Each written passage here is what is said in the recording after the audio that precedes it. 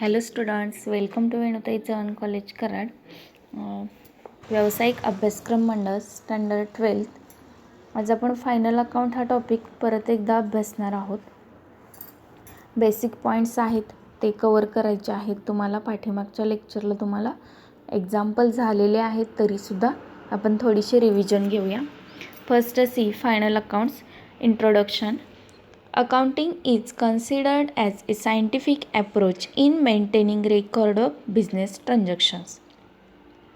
म्हणजे एक शास्त्रीय पद्धतीचा एक दृष्टिकोन आहे या अकाउंटिंगच्या रेकॉर्डमध्ये. म्हणजे बिझनेसचे जे काही ट्रान्झॅक्शन्स आहेत, डेली रुटीनचे असतील किंवा तुमचे मंथली असतील, इयरली असतील, ते सर्व रेकॉर्ड केले जातात. पण ते कशा पद्धतीने? शास्त्रीय पद्धतीने.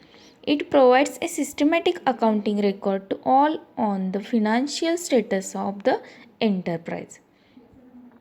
म्हणजे अशा पद्धतीने रेकॉर्ड केलेलं असतं की ज्याच्यामध्ये काय आपल्याला दिसून येते तर फिनान्शियल स्टेटस ऑफ एंटरप्राइज, म्हणजे आपली वित्तीय स्टेटस लेवल काय आहे उद्योगाचा, आपल्या व्यवसायाचा. एंटरप्राइज म्हणजे आपला जो काही व्यवसाय असेल तो, त्याचा स्टेटस काय आहे ते आपल्याला या फायनल अकाउंटवरून लक्षात येते. No sooner a business transaction takes place, the accounting process start. म्हणजे बिझनेस ट्रान्झॅक्शन नसेल तर अकाउंटिंग प्रोसेस स्टार्ट होणार नाही. The process is completed by the drafting the final accounts. Process कधी कंप्लीट होणार आहे आपली?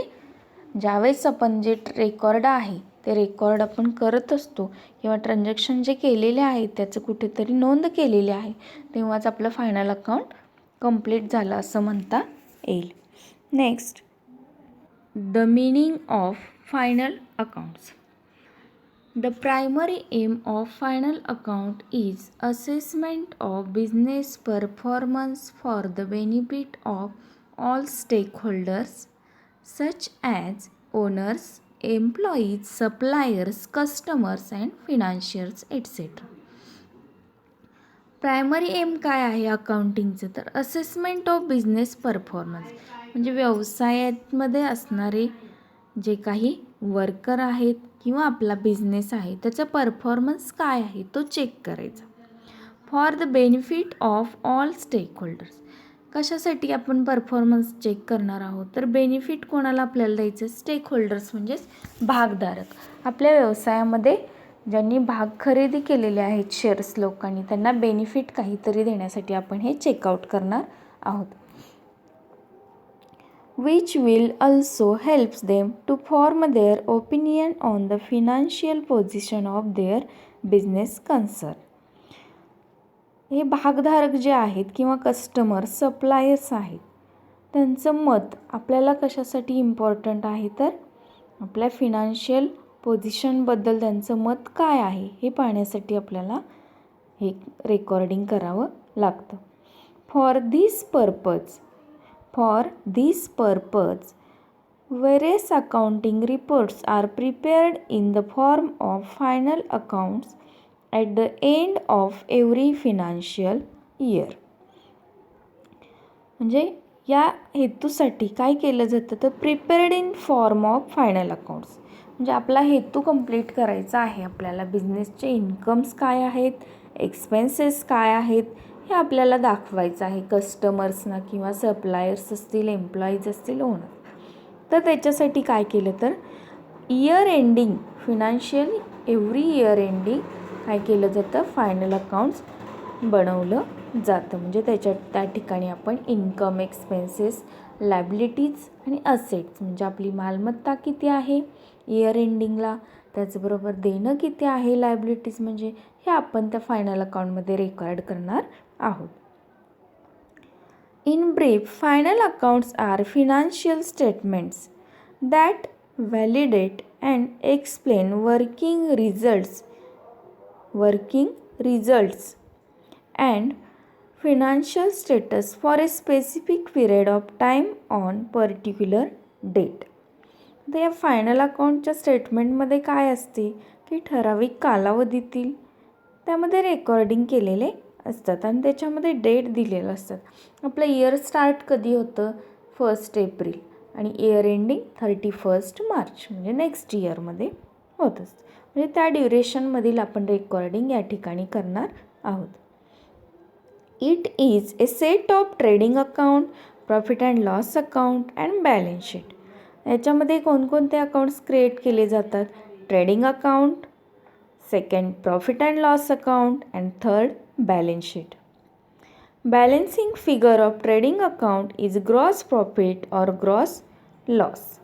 म्हणजे ट्रेडिंग अकाउंटचा जो काही बॅलन्स येईल त्याला काय म्हटलं जातं? ग्रॉस प्रॉफिट किंवा gross loss. Next, in case of profit and loss account, the balancing figure is net profit or net loss. Whereas balance sheet shows financial position of assets and liabilities at a given period of time. म्हणजे त्या एका वर्षामधील liabilities आणि assets कुठे record केल्या जातात? Balance शीटमध्ये record केल्या जातात. त्याच्यावरून आपल्याला बिझनेसचं स्टेटस काय आहे हे लक्षात येते. अशा पद्धतीने फायनल अकाउंट्स क्रिएट केले जाते. Next, see the first account, trading account. Trading account is an accounts which gives the overall preview of all trading activities. The expenses and losses relating to trading activities are debited to this account and all outward movements of goods and stocks of goods at the end of year are recorded to the credit side of this account.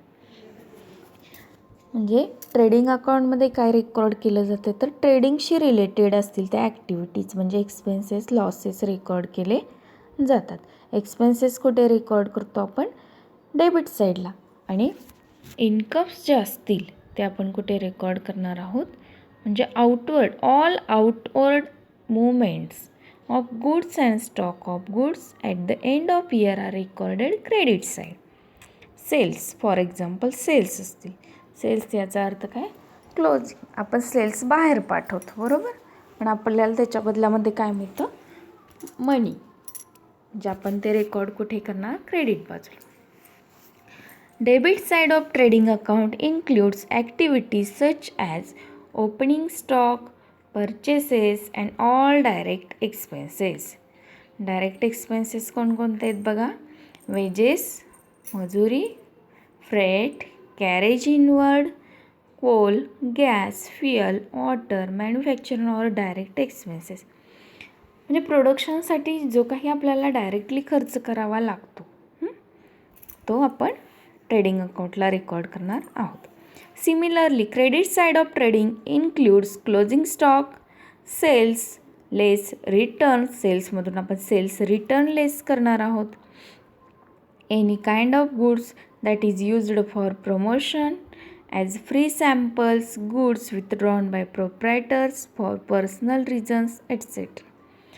म्हणजे या ठिकाणी आपण outward जे बाहेर जाणार आहे आपल्याकडून, cells विक्री केल्यानंतर जातो आपल्याकडून माल, त्याचबरोबर ड्रॉइंग्स म्हणजे पर्सनल यूजसाठी कोणी घेतले असेल तर, त्याचबरोबर क्लोजिंग म्हणजे शेवटचा क्लोज केलेला बॅलन्स आहे तो बिझनेसमध्ये आला का नाही, आपल्या बिझनेसमधून क्लोज झाला, तो पण आपण क्रेडिटला रेकॉर्ड करणार आहोत. किंवा आपण फ्री सॅम्पल्स दिलेले आहेत, आपलं प्रोडक्शन न्यू आहे म्हणून मार्केटमध्ये फ्री सॅम्पल्स तुम्ही डिस्ट्रीब्यूट केले तर ते सुद्धा आपण ट्रेडिंगच्या क्रेडिटला रेकॉर्ड करणार. इम्पॉर्टंट काय आहे याच्यामध्ये? सेकंड लाईनला बघा, debited all expenses and losses आणि क्रेडिटेड ऑल आउटवर्ड मुवमेंट्स. म्हणजे याच्यामध्ये आपण फॉर एक्झाम्पल पाहिलं आहे goods withdrawn bye proprietor and free samples आपण डिस्ट्रीब्यूट केले तर ते ट्रेडिंगला घेणार आहोत. Next, the format of trading account. Specimen दिलेला आहे, त्यांनी ट्रेडिंग अकाउंट टायटल लिहायचं, फॉर द इयर एंडेड लिहायचं, डेट 31 मार्च काय असेल ती लिहायची. ट्रेडिंग अकाउंटमध्ये ट्रेडिंग अकाउंट काढत असताना टोटल आपल्याला 6 कॉलम करायचे आहेत. त्याच्यामध्ये डेबिट साईडला 3 आणि क्रेडिट साईडला 3. म्हणजे बरोबर पेज सेंटरला फोल्ड करून समान भागामध्ये 3 पहिले कॉलम आणि राहिलेल्या भागामध्ये 3 कॉलम करायचे. फर्स्ट बघा, डेबिट साईडला कोणकोणते पॉईंट्स येतात. पर्टिक्युलर्समध्ये डेबिट साईडच्या अकाउंट्स लिहित असताना स्टार्टिंगला 2 लिहावे लागते आणि क्रेडिट साईडच्या अकाउंटच्या समोर बाय लिहावे लागते. First 2 opening stock. Opening stock नेहमी ट्रेडिंगच्या डेबिटला फर्स्ट लिहितात. नेक्स्ट टू परचेसेस, माल खरेदी केला, खर्च आहे. नेहमी परचेसेसमधून परचेस रिटर्न लेस केले जातात किंवा रिटर्न आउटवर्ड्स म्हणून दिलं तर त्याचा अर्थ काय होतो, आपण माल खरेदी केला होता. आउटवर्ड्स म्हणजे आपण बाहेर पाठवला, म्हणजेच थोडक्यात खरेदी केलेला माल रिटर्न दिला, म्हणून परचेसमधून रिटर्न आउटवर्ड किंवा परचेस रिटर्न लेस करणे. Next direct expenses, freight and carriage inward, वाहतुकीसाठी काही खर्च झालेला असेल तर तो त्या ठिकाणी रेकॉर्ड केला जातो. कस्टम ड्युटी, वेजेस मजुरी, कोल, गॅस, फ्युएल, इंधन खर्च, रॉयल्टीज, मानधन, फॅक्टरी एक्सपेन्सेस हे आपण डेबिट साईडला रेकॉर्ड करणार आहोत. आणि ग्रॉस प्रॉफिटसुद्धा कुठे लिहिला जातो, to gross profit carried down म्हणून डेबिट साईडला रेकॉर्ड केला जातो. याचा अर्थ काय की क्रेडिटची टोटल जास्त आली आणि डिफरन्स डेबिटला आलेला आहे, म्हणून आपण त्या ठिकाणी ग्रॉस प्रॉफिट कॅरीड डाऊन लिहितो.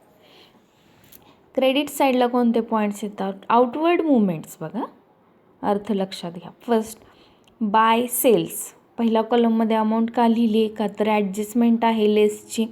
सेल्स रिटर्न किंवा रिटर्न इनवर्ड कुठे रेकॉर्ड केले जातात, सेल्समधून लेस केले जातात. रिटर्न इनवर्ड याचा अर्थ काय, आपल्याकडे रिटर्न आले, इनवर्ड म्हणजे आले. आणि रिटर्न आउटवर्ड म्हणजे आपल्याकडून गेले, म्हणजे खरेदी केलेला माल रिटर्न केला. इनवर्ड म्हणजे आपल्याकडून ज्यांनी खरेदी केला होता तो आपल्याला रिटर्न दिला आहे, त्यामुळे तो आपल्याकडे आलेला आहे. इनवर्ड म्हणजे आपल्याकडे आला. Next goods distributed as free samples, आपल्याकडून फ्री सॅम्पल म्हणून काही माल विक्री केलेला आहे, तो आपण क्रेडिटला लिहू.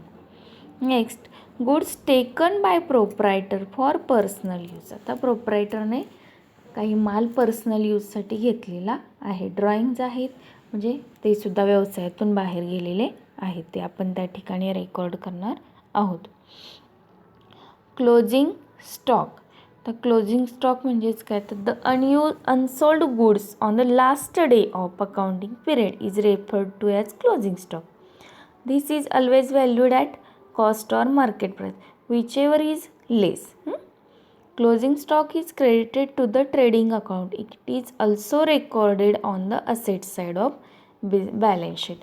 म्हणजे हा स्टॉक म्हणून आपण व्यवसायामधून एक प्रकारे क्लोज करू शकतो किंवा आपण तो असेट्स म्हणून एका बाजूला ठेवू शकतो. Outward movement closing stock record केला जातो.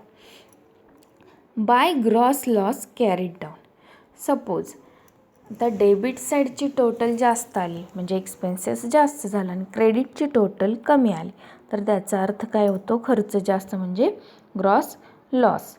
आपण अपोजिट साईडला लिहिणार डिफरन्स कोणत्या बाजूला येणार आहे, क्रेडिटची टोटल जास्त म्हणजे क्रेडिट बाजूला, त्या ठिकाणी काय लिहिणार by gross loss carried down. Okay, आणि जर क्रेडिटची टोटल जास्त आली असती तर डेबिट साईडला डिफरन्स आला आहे म्हणून क्रेडिटची टोटल जास्त आहे ती दोन्ही बाजूला लिहून घेतली असती आणि त्या जास्त रकमेतून डेबिटची जी टोटल कमी आहे ती त्यातून वजा करून जो डिफरन्स येईल तो डेबिट साईडला to gross profit carried down म्हणून लिहिला असता. Okay, next example.